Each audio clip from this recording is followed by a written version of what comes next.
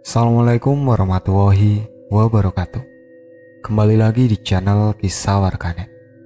Di kesempatan kali ini ada sebuah cerita dari akun Twitter yang bernama Cerita dari Arwah Penasaran. Cerita ini yaitu cerita yang berjudul Kemuning Senja. Sebuah cerita adaptasi berdasarkan kisah nyata. Sebelum masuk ke ceritanya, jangan lupa untuk klik tombol like, subscribe, dan jangan lupa nyalakan lonceng notifikasinya agar kalian tidak ketinggalan cerita terbaru dari channel ini. Dan seperti biasa, bagi teman-teman yang mau membaca secara langsung ceritanya, link sudah saya sediakan di kolom deskripsi. Tak usah lama-lama, mari masuk ke ceritanya. Bayu adalah lelaki berusia 34 tahun yang memiliki sifat tertutup dan banyak menghabiskan waktunya untuk mendaki gunung. Sebenarnya ada sebuah alasan mengapa Bayu begitu mencintai dunianya tersebut. Itu semua berhubungan dengan trauma dan masa lalu Bayu dahulu. Hidup Bayu yang tanpa harapan itu seketika berubah saat tidak sengaja ia bertemu dengan wanita cantik yang bernama Kemuning Senja. Ketika dirinya tersesat di hutan dalam pendakian. Kini muncul misteri lain tentang siapakah Kemuning Senja, wanita misterius yang tidak sengaja bertemu dengan Bayu. Dan bagaimana kisah Bayu selanjutnya? Seperti biasa, langsung kita simak ke ceritanya. Bayu yang di hari itu terlihat buru-buru pulang ke kosannya, kemudian dihampiri oleh Fatir, salah seorang sahabat Bayu sejak masih sekolah SMA. "Lu mau buru-buru pulang aja? Santai kenapa sih? Ini hari Jumat, pulang setengah hari. Bisa kali kita nongkrong dulu. Kebetulan Sarah kan hari ini ulang tahun. Masa lu gak ngehargain perasaan dia sih, Bay? Dia tuh ngarep tahu sama lu dari dulu." Cerocosnya kepada Bayu di ruang kerja Bayu. "Sorry, gue gak bisa ikut, Tir. Nanti aja Senin gue kasih kado buat Sarah. Lu tahu kan, tiap weekend gue suka ke gunung buat refreshing."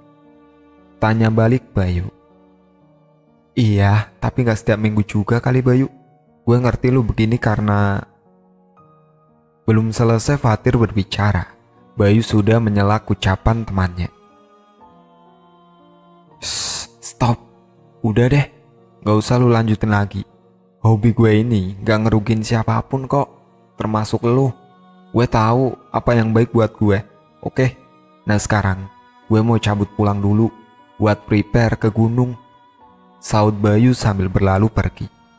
Tiba di kos, Bayu kembali merebahkan tubuhnya di tempat tidur. Pandangannya diarahkan melihat langit-langit kamarnya, sehingga memunculkan bayangan-bayangan masa lalunya. "Bayu, kamu harus janji sama ibu. Kamu harus jadi anak yang sukses ya nak. Jangan suka menyakiti perasaan perempuan. Seperti apa yang ayahmu dulu pernah lakukan, yaitu meninggalkan kita berdua. Bayu janji ya nak, sama ibu." Usap lembut tangan ibu Bayu saat Bayu kecil tidur di pangkuan ibunya. Bayu begitu merasakan kasih sayang dan kehangatan tangan ibunya yang membelai kepala Bayu. "Iya bu, Bayu janji. Pokoknya Bayu janji bakalan sukses dan buat ibu bahagia dulu. Baru Bayu mau punya pacar," jawab Bayu kecil sambil menatap wajah ibunya yang tersenyum. Tapi momen-momen hangat bayangan bersama ibunya itu pelan sirna dan muncul bayangan lain saat Bayu mengingat ibunya yang sudah terbujur kaku di kamar mandi dengan mulut berbusa. Seketika Bayu terenyak dan mulai keluar cucuran peluh di kening Bayu. Bayu mulai meneguk air dan melihat kembali foto dirinya saat diwisuda bersama dengan almarhum ibu tercintanya. Dalam hati Bayu merasakan kepedihan dan sakit karena ia telah kehilangan pelita di hidupnya. Tak mau berlarut dengan rasa sakit dan traumanya, ia segera mengemasi peralatan yang biasa ia pakai saat naik gunung dan berniat untuk melakukan pendakian kembali di malam hari. Singkat cerita, Bayu memulai petualangan pendakiannya pada malam hari. Setapak demi setapak jalan mendaki ia lewati dengan berbekal senter di tangan dan lampu sorot di kepalanya. Semua nampak berjalan biasa-biasa saja, sampai pada akhirnya Bayu yang sudah kelelahan membuat tenda yang tidak jauh dari pos pemberhentian. Rasanya saat itu Bayu mulai merasa lelah dan lapar. Maklum saja, sedari habis pulang kerja, Bayu hanya beristirahat sebentar di kamar kosannya dan lalu melanjutkan kegiatan pendakian di malam hari tanpa terlebih dahulu makan. Bayu menikmati suasana malam di kaki gunung sambil bersantai. Untuk sesaat Bayu bisa terlupa dengan beban traumatisnya karena sang ibu yang telah meninggal bunuh diri menenggak racun pembersih kamar mandi beberapa tahun lalu. Bayu selalu membawa-bawa foto dirinya bersama dengan ibu saat melakukan pendakian. Bayu begitu sangat mencintai ibunya itu. Ia tahu perjuangan ibu Bayu adalah seorang pedagang jamu gendong yang pendapatannya tidak seberapa. Sepulang berkeliling jualan jamu gendong, ibu Bayu masih saja menerima pekerjaan buruh cuci gosok sampai larut malam. Itu semua terpaksa ibu Bayu lakukan sejak diusir oleh suaminya yang berselingkuh dengan wanita lain. Ketika Bayu beranjak SMA, ia sudah pandai mencari uang sendiri dengan menjadi pemoto keliling. Uang yang didapat tidak seberapa karena harus dibagi dua antara si pemilik kamera dan dirinya. Sejak Bayu lulus SMA, dunia fotografi seperti melekat di diri Bayu. Ia mulai menggeluti profesi baru sebagai tukang foto pengantin dan acara-acara lainnya. Sampai akhirnya Bayu diajak oleh teman SMA-nya, Fatir, untuk ikut bekerja di perusahaan periklanan. Gemuruh guntur seketika memecah lamunan Bayu saat ia melihat foto diri bersama dengan ibunya. Ia tersadar jika kini ibunya telah wafat dan ia tidak boleh terlarut dalam kesedihan. Setelah selesai, Bayu menyantap makan malamnya dan juga ia bosan jika harus menunggu hujan malam itu berhenti. Bayu nekat terus melakukan pendakian dengan kondisi cuaca yang tidak memungkinkan. Ia segera mengemasi barang bawaannya, walaupun diguyur hujan. Bayu benar-benar tidak peduli terhadap konsekuensi yang akan dihadapinya nanti jika tetap memaksakan perjalanan ke puncak gunung dengan keadaan cuaca buruk. Bagi Bayu, tujuan utamanya mendaki adalah bisa melihat mentari yang terbit dari puncak gunung. Ia tidak mau melewatkan momen tersebut. Dan alasan lain Bayu nekat karena Bayu beranggapan dengan cara ia mendaki gunung sama saja ia bisa menantang maut yang selama ini sebenarnya ia pertanyakan. Ia tidak pernah takut mati, tapi yang Bayu takutkan adalah kehilangan orang yang benar-benar ia sayangi. Namun hal tersebut malah dialami oleh Bayu. Bayu memang sudah hilang harapan. Hari-hari yang Bayu rasakan adalah kosong, tak punya tujuan. Bayu terus berjalan sendiri menerjang hujan dan jalan yang licin sekaligus terjal. Sampai pada akhirnya naas, kaki Bayu tergelincir dan tubuhnya langsung terempas ke jurang. Entah berapa lama Bayu ini pingsan. Begitu ia membuka mata, langit sudah cerah dan tubuhnya tertelungkup di bawah pohon. Bayu mencoba sekuat tenaga untuk bangun, tapi pergelangan kaki Bayu rupanya terkilir cukup parah akibat terjatuh dan beberapa bagian tubuh Bayu memar-memar. Bayu menyusuri jalan hutan itu dengan menyeret kaki kirinya yang terkilir. Bayu merasa sangat asing karena hutan tersebut bukanlah jalan yang sering ia laluinya saat mendaki gunung. Bayu membatin, "Gue pasti udah terlalu jauh terjatuh dari atas sampai bisa ke sini." Sambil terus melihat ke arah sekitarnya yang hanya dihiasi pohon-pohon rindang. Pandangannya terus bergerilya mengamati hutan belantara itu.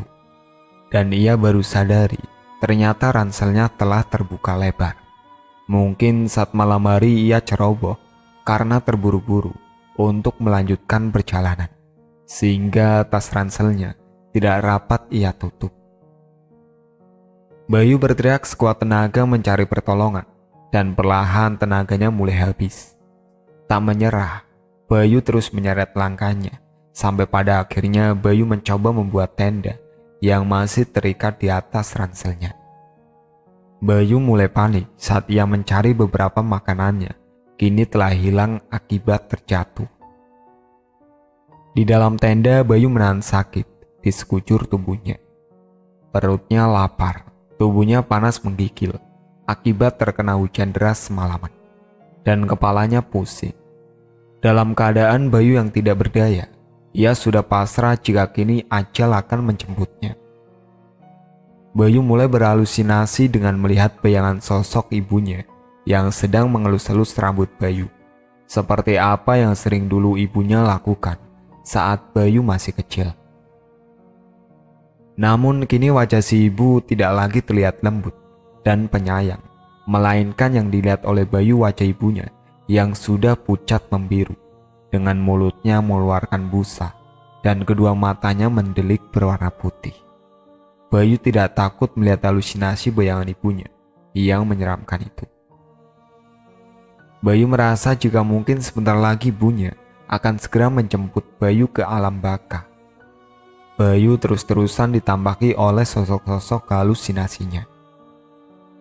Dari mulai ia bertemu dengan ibunya yang sudah meninggal, bertemu dengan ayahnya yang sewaktu kecil suka menyiksa Bayu habis-habisan, dan yang terakhir Bayu berhalusinasi bertemu dengan Chandra, cinta pertama Bayu sewaktu di sekolah. Namun ia tidak berani mengungkapkan perasaannya itu.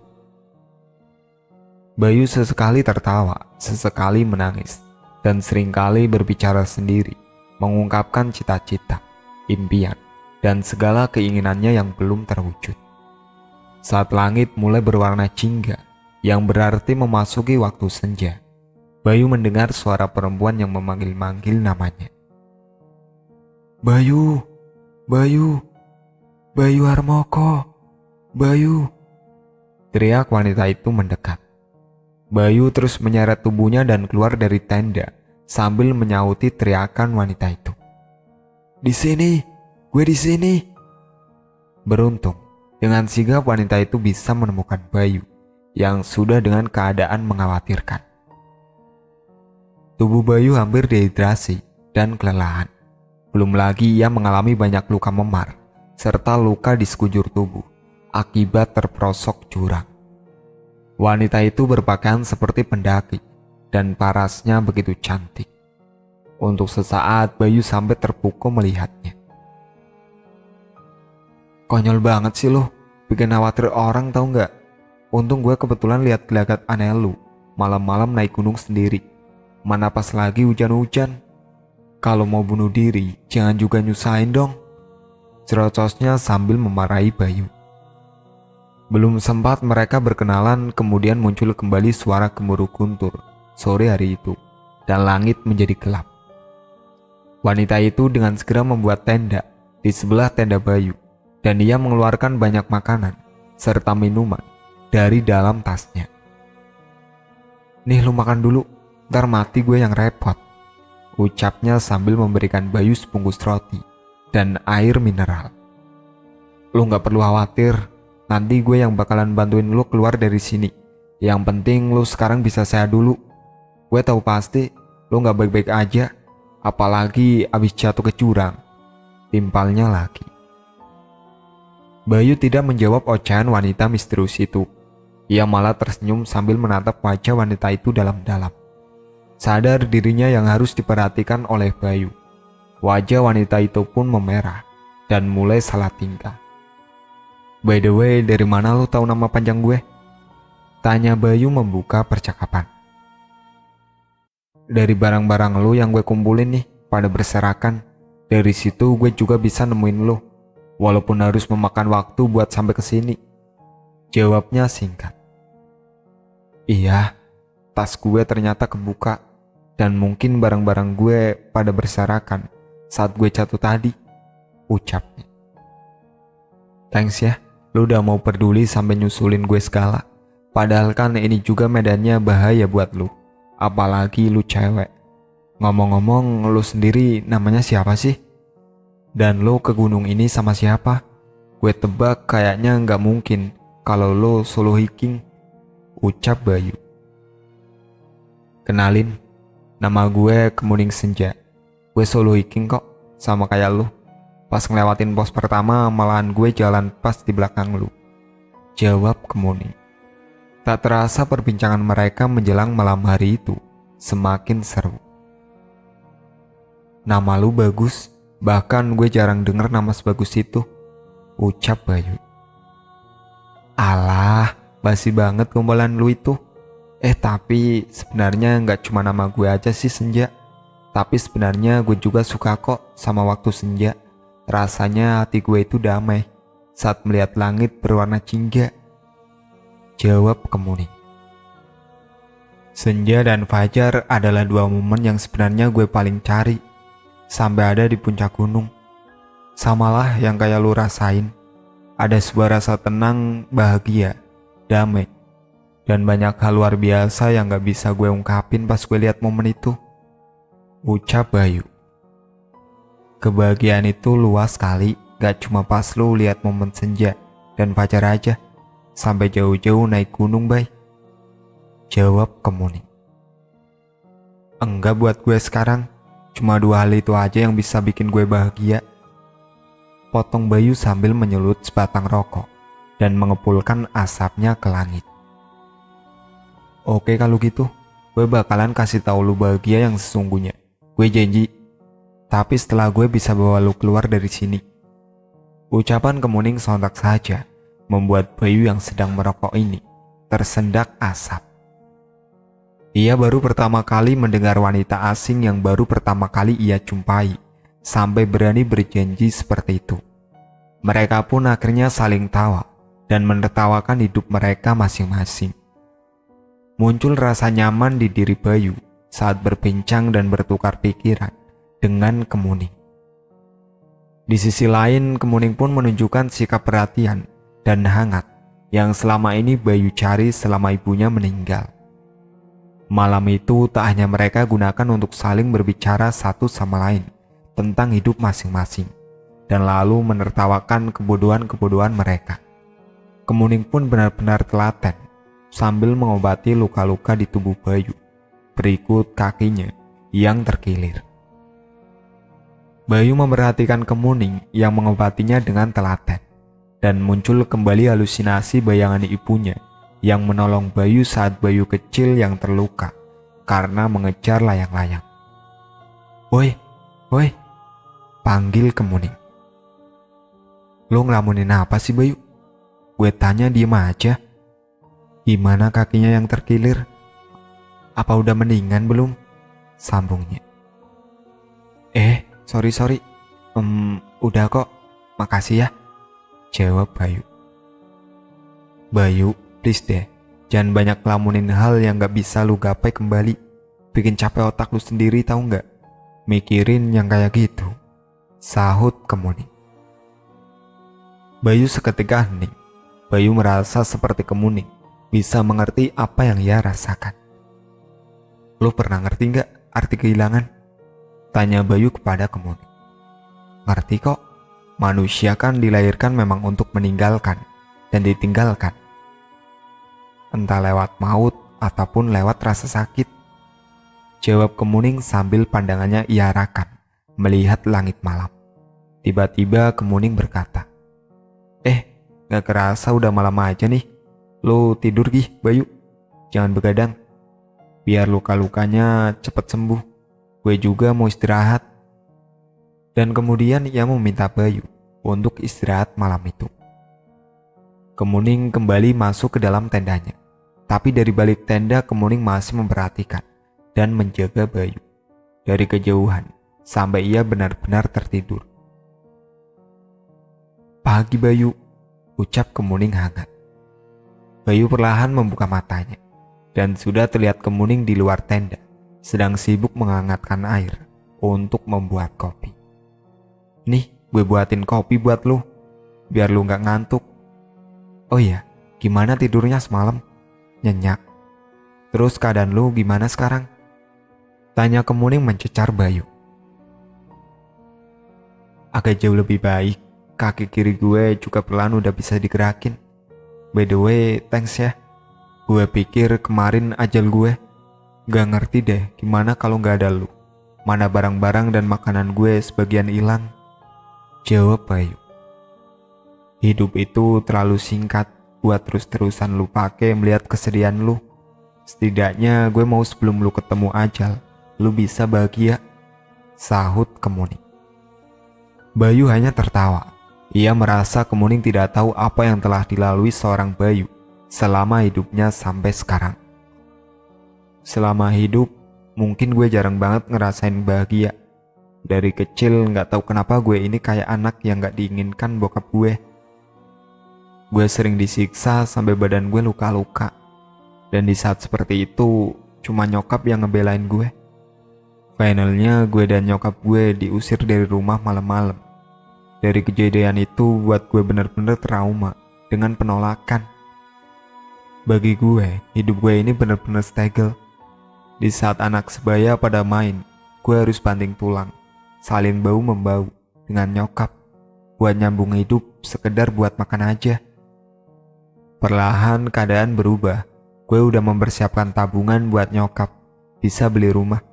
Tapi gue malah harus terima keadaan nyokap mati bunuh diri, karena dia gak mau nyusahin gue dengan penyakit kanker yang selama ini dia tutupin. Ungkap Bayu sambil melamun. Hal yang bisa gue kasih buat nyokap cuma gelar sarjana gue doang. Yang gue capek pakai hasil keringat gue sendiri. Sisanya, nothing. Sambung Bayu. Bayu, lu gak perlu se-insecure itu kali. Kalau hidup lu terus memikirkan tentang achievement, goals, dan target, tapi gak pernah lu pikirin tentang kebahagiaan lu, sama aja kayak lu itu memperkerjakan karyawan, tapi karyawan itu gak lu gaji. Buktinya, lihat diri lu sekarang. Gue tebak, lu aja masih mencari jati diri lu sendiri. Saut Kemuning mencoba meyakinkan Bayu. Bayu hanya tertawa. Lo pasti tahu itu semua dari notebook gue yang terjatuh kemarin kan? Dan lo ambil pas lo cari gue di jurang?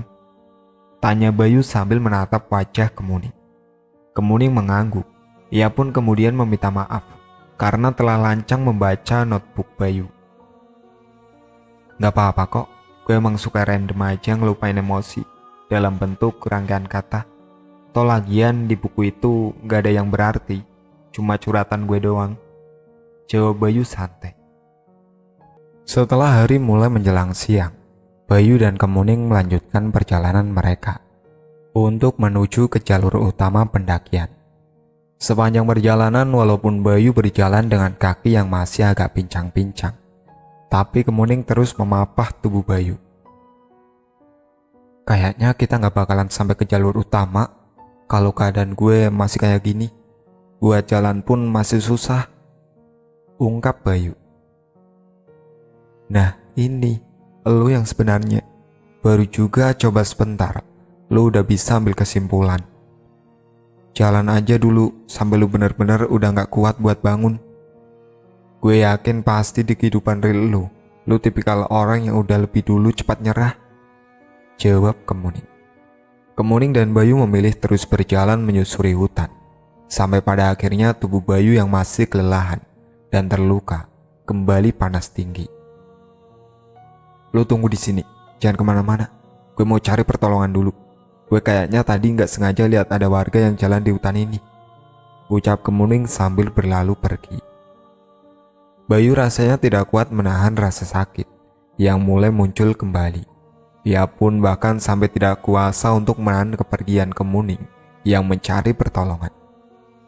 Mulut Bayu terkunci dan tubuhnya mulai gemetar menggigil. Tak sampai 15 menit, Bayu tergeletak sendirian. Kemudian ia dihampiri oleh seseorang. Bayu belum melihat pasti siapa orang yang jalan mendekatinya. Saat itu Bayu berpikir itu adalah Kemuning yang telah kembali mencari pertolongan. Namun belum sampai orang itu terlihat oleh Bayu, Bayu sudah terlebih dahulu benar-benar tidak sadarkan diri. Bayu mulai membuka matanya. Ternyata kini dia sudah berada di kamar rumah sakit. Kepala Bayu masih sakit. Begitupun dengan tubuhnya. Tak lama terdengar suara pintu kamar rumah sakit terbuka. Sudah datang Fatir dan Sarah yang menjenguk. Ya Allah Bayu, kok lu bisa sampai kayak gini sih Bay? Kita orang pikir lu udah mati tahu nggak? 2 minggu ngilang. Cerocos Sarah. Bayu ini kayak kucing Sar, nyawanya ada 9. Gue juga gak yakin si Bayu bisa meninggal cepat, saut Fatir sambil cengengesan. Tunggu, lu bilang tadi apa Sar? 2 minggu? Gak salah lu, perasaan gue baru 2 hari, gak sampai 3 hari, jawab Bayu. Lo itu hilang 2 minggu Bayu. Nah pas kemarin lu ditemuin sama para pendaki dan tim SAR pas pertepatan, 2 minggu lu hilang. Tadinya itu hari terakhir para relawan coba buat cari lu, karena lebih dari 2 minggu pencarian lu udah dianggap mati. Memang sih kecil kemungkinan lu bisa hidup, juga jatuh ke jurang yang curam, terang Fatir. Bayu masih tidak paham akan ucapan Fatir temannya dan Sarah. Ia hanya mengingat jika dirinya terakhir bersama Kemuning dan semua menjadi gelap begitu Kemuning pergi mencari bantuan. Bayu memanggil-manggil nama Kemuning dan mencari Kemuning kepada Fatir. Lu lihat temen gue juga gak Tir? Kalau gue ditemukan seharusnya pasti dia ikut juga ditemukan, tanya Bayu panik. Temen lu yang mana? Gak ada tuh yang namanya Kemuning. Lu itu ditemukan sendiri, gak sama siapa-siapa, jawab Fatir. Enggak, gue gak boleh ada di sini lama-lama. Gue harus cari Kemuning lagi. Pasti dia tersesat pas lagi cari bantuan buat gue, jawab Bayu sambil mencopot infus yang ada di tangannya, sambil bergegas untuk pergi. Lu kenapa sih Bayu, sama kayak gini? Iya, oke gue paham. Kalau ada temen lu yang belum ketemu, biar gue telepon tim SAR di lapangan buat cari temen lu itu lagi.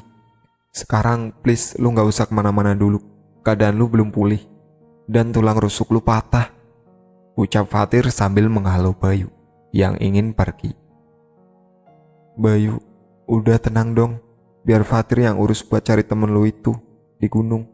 Percuma lu nekat ke sana kalau kondisi lu masih begini, sambung Sarah sambil mengeluarkan air mata.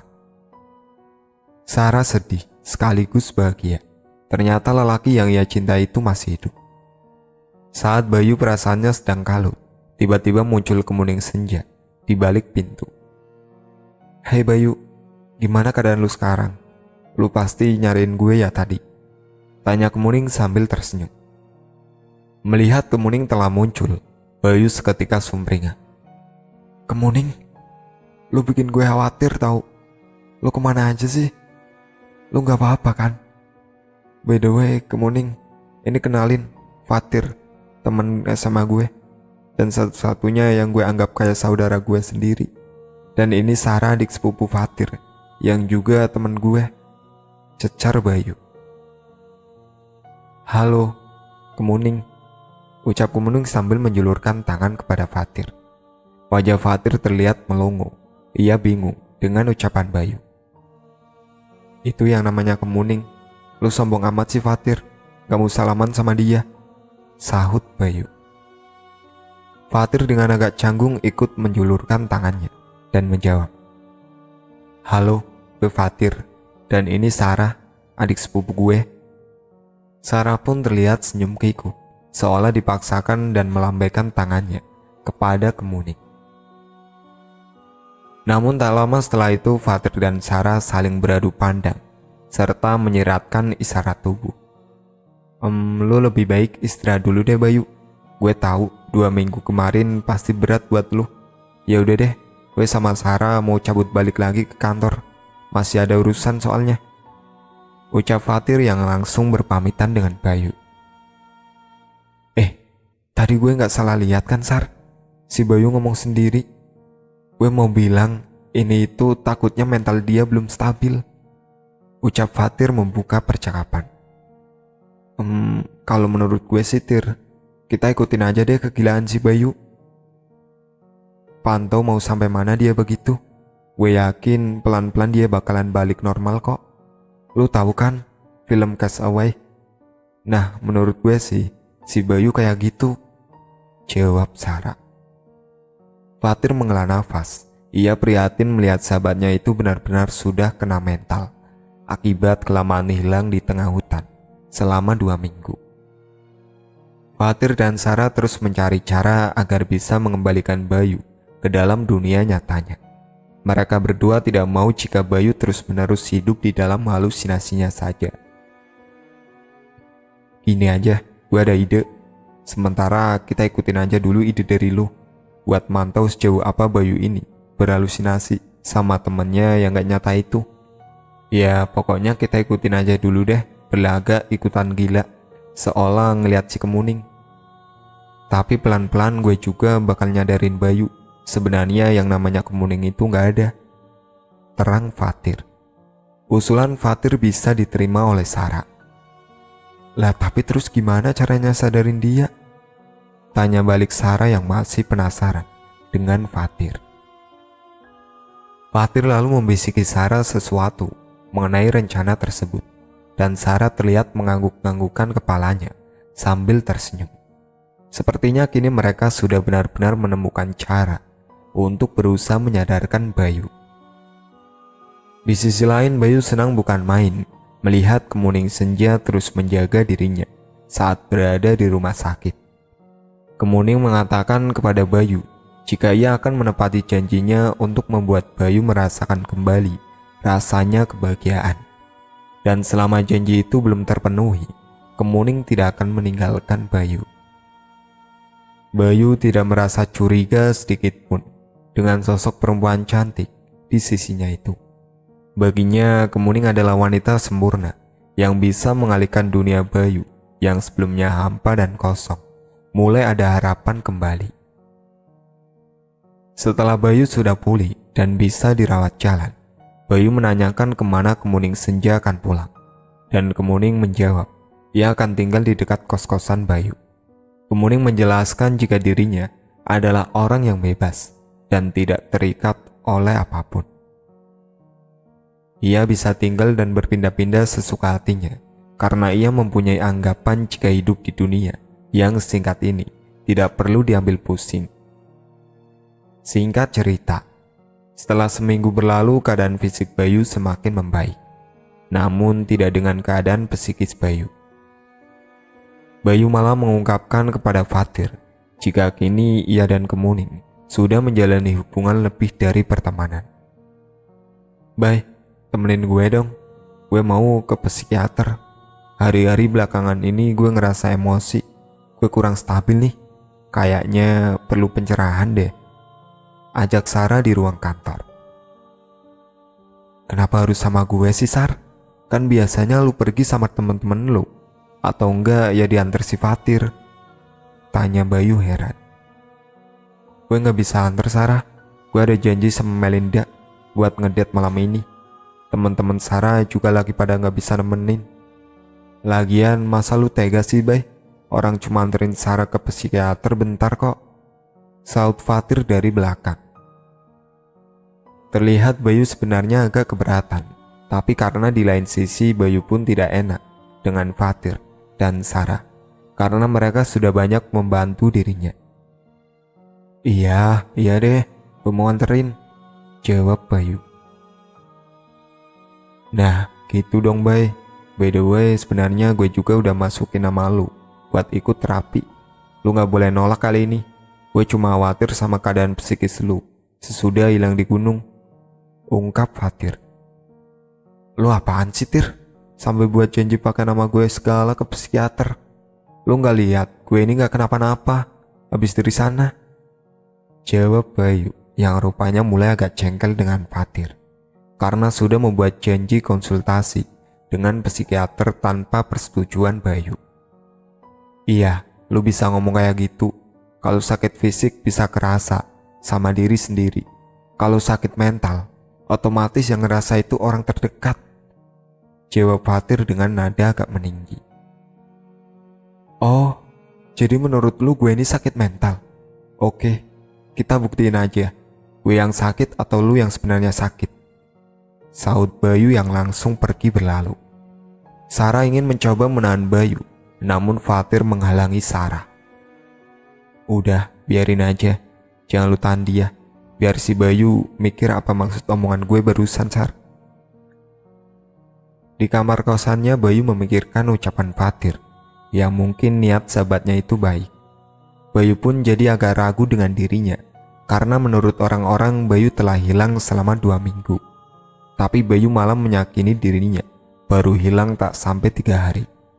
Saat kebimbangan hati Bayu, terdengar suara ketukan pintu kamar kosannya. "Hai Bayu," ucap Kemuning. "Oh, hai. Pas deh lu dateng. Gue lagi ngerasa suntuk. Gimana kalau kita makan malam yuk?" tanya Bayu.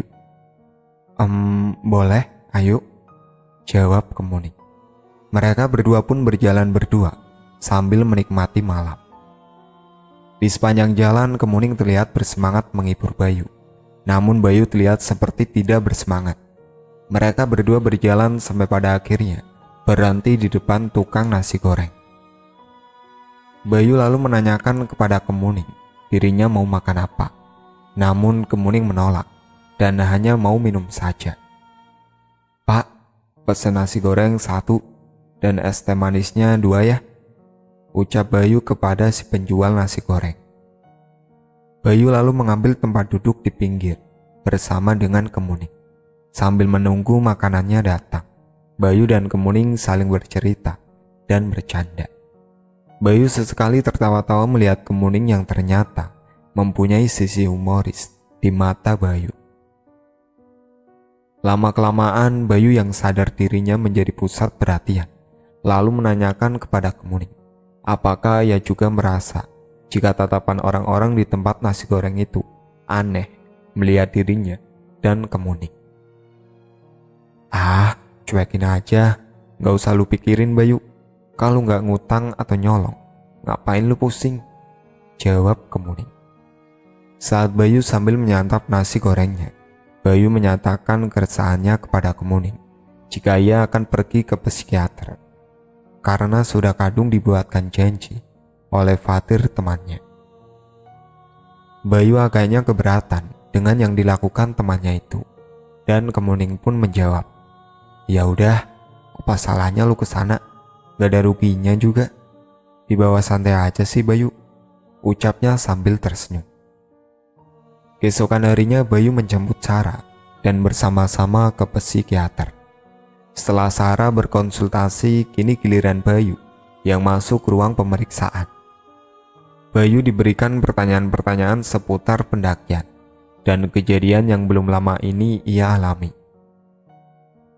Dengan sadar lalu Bayu menceritakan apa yang ia lalui kemarin. Bayu pun menjelaskan tentang Kemuning Senja. Setelah sesi tanya jawab dan konsultasinya, Bayu mendapatkan kenyataan jika dirinya didiagnosis mengalami sakit skizofrenia atau delusi akut setelah mengalami musibah dengan pendakian. Si dokter juga menjelaskan jika Kemuning Senja adalah salah satu bentuk delusinya saja dan Kemuning Senja benar-benar tidak nyata. Dokter tersebut memberikan Bayu resep obat penenang, namun Bayu malah mengamuk dan pergi meninggalkan psikiater itu. Di sepanjang jalan Bayu hanya terdiam. Ia seakan tidak percaya dengan diagnosis dokter yang menurutnya seolah mengada-ngada. Di sisi lain, Fatir yang ternyata juga bersahabat dengan psikiater tersebut menanyakan hasil pemeriksaan Bayu. Dan lalu psikiater tersebut menjelaskan jika Bayu mengalami delusi akut atau skizofrenia. Bayu masih bersikukuh kepada Fatir jika Kemuning Senja itu nyata, dan justru ia marah dan menuduh Fatir karena telah membuat konspirasi gila mengenai Kemuning Senja. "Bilang aja lu gak suka kalau gue ini berhubungan dengan Kemuning. Lu emang dari dulu niat jodohin gue sama Sarah kan, adik sepupu lu itu," bentak Bayu kepada Fatir, yang kemudian Fatir langsung menonjok Bayu berkali-kali Bangsat, maksud lo apa ngomong kayak gitu anjing? Sarah emang suka sama lo, tapi gue gak pernah sehina itu buat maksain lo supaya suka sama dia. Sekarang terserah lo, mau halu kek, mau gila, gue gak peduli. Teriak Fatir dan lalu pergi. Pikiran Bayu semakin kacau dengan wajah yang babak belur. Ia berjalan tanpa tahu arah. Dalam hatinya Bayu merasa bimbang dengan ucapan Fatir. Bagaimana jika yang diucapkan Fatir ternyata benar? Dan bagaimana jika psikiater itu diagnosisnya tepat? Untuk memastikan semua itu, Bayu lalu mengecek CCTV di lobi kosannya. Dari rekaman CCTV tersebut, Bayu sangat shock. Rupa-rupanya selama ini ia benar-benar berbicara sendiri, dan yang namanya kemuning senja itu tidak benar-benar ada. Belum puas dengan kenyataan menyakitkan itu, Bayu lalu ingat pernah mendatangi tukang nasi goreng bersama kemuning senja belum lama ini. Kemarin Mas Bayu datangnya ke sini sendiri. Orang saya lihatnya cuma masnya saja yang makan. Seketika pengakuan dari mulut si tukang nasi goreng membuat emosi Bayu memuncak. Entah bagaimana rasanya antara sakit menerima kenyataan kemuning senja itu tidak nyata, ataukah ini sama dengan bentuk pengkhianatan bagi Bayu. Namun yang pasti kali ini Bayu begitu amat terguncang. Mungkin rasa sesak di dalam dada Bayu hampir sama dengan saat melihat ibunya meninggal. Di kamar kosannya Bayu melampiaskan semua kekesalannya dengan cara membanting barang yang ada di sekitarnya. Sampai pada ketika ia mendengar suara pintu kamarnya diketuk oleh seseorang. Bayu yakin itu adalah kemuning senja yang datang. Begitu pintu kamar dibuka dan benar saja sudah ada kemuning senja di sana yang berdiri dengan memasang wajah bersalah. Maaf Bayu, gue bisa jelasin kalau... Belum selesai kemuning berbicara, Bayu sudah terlebih dahulu menyelak pembicaraannya dengan nada membentak. Kalau apa? Kalau lu itu sejenis siluman, setan, atau makhluk jadi-jadian? Iya, gitu maksud lu. Bentak Bayu yang sedang emosi. Kemuning lalu menjelaskan jika dirinya adalah sosok peri penunggu hutan yang tinggal di gunung. Saat itu ia melihat Bayu yang sedang pingsan, dan karena ia sudah jatuh cinta saat pertama kali melihat Bayu, ia langsung bertekad untuk menolong Bayu. Kemuning mengakui jika dirinya salah karena telah berbohong dan menyalahi kodrat alam, jika sejatinya sebangsa peri ataupun jin memang tidak boleh jatuh cinta dengan manusia, karena mereka tidak akan bisa bersatu. Kemuning hanya ingin Bayu bisa menemukan kebahagiaannya. Ia tahu apa yang dirasakan Bayu, apa yang disukai, apa yang tidak disukai. Karena dari awal Kemuning bisa membaca pikiran Bayu dan melihat hatinya. Belum selesai sampai di situ saja penjelasan Kemuning. Ia pun mengaku jika sosok wanita cantik yang kini berada di hadapan Bayu merupakan sosok yang didambakan Bayu di alam bawah sadarnya tanpa Bayu sadari. Bayu sebenarnya suka berfantasi dengan hal-hal yang belum bisa ia gapai, yaitu kisah percintaannya. Sehingga celah itulah yang digunakan Kemuning untuk mendekati Bayu. Udah, please, stop. Gak usah lu lanjut. Gue minta lu pergi jauh-jauh dari hidup gue. Dan jangan pernah lu ganggu hidup gue lagi. Pergi. Teriak Bayu yang seketika membuat air mata Kemuning jatuh. Sebelum gue pergi, gue mau ngucapin terima kasih. Karena lu, gue makhluk yang absurd ini bisa ngerasain apa yang namanya cinta, apa yang namanya berharap, apa yang namanya mimpi. Dan gue pun berterima kasih karena lu, gue bisa ngerasain apa itu sakit, juga air mata. Satu hal terakhir, gue mau minta maaf.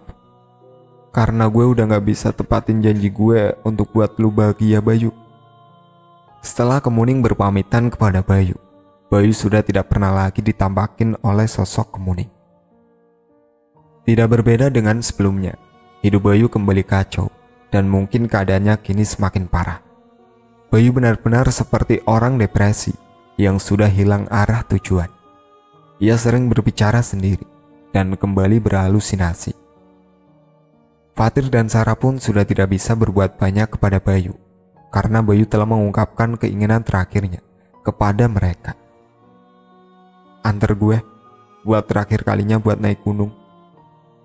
Setelah itu, tolong bawa gue ke rumah sakit jiwa, karena gue akan hidup selamanya di dalam halusinasi gue. Cuma itu satu-satunya cara supaya gue bisa berdamai dengan segala rasa sakit dan trauma gue di masa lalu. Kini di balik jendela kamar rumah sakit jiwa, terlihat Bayu Harmoko yang sedang senyum-senyum sendiri. Ia mengingat kembali saat terakhir kali ia mendaki dan bertemu kembali dengan Kemuning Senja. Bayu meminta Kemuning untuk tidak meninggalkannya dan meminta agar Kemuning bisa menepati janjinya kepada Bayu, walaupun Bayu akan dianggap menjadi tidak waras sekalipun. Di pendakian terakhirnya tersebut, ia berhasil mengabadikan momen ketika matahari terbenam dan langit mulai jingga. Lu udah berhasil tepatin janji lu, Kemuning. Bisa melihat senja dan fajar adalah dua momen yang paling bahagia di hidup gue. Gue rela bertaruh nyawa nantang maut cuma buat lihat momen indah itu aja. Dan sekarang semua udah lengkap. Gue berhasil melihat keindahan itu dari atas puncak gunung sama lu. Gak ada hal lain yang lebih berarti daripada saat ini, ungkap Bayu sambil memeluk erat Kemuning Senja di puncak gunung. Itulah akhir cerita Kemuning Senja yang ditulis oleh Cerita Arwah. Sekian dari saya. Wassalamualaikum warahmatullahi wabarakatuh.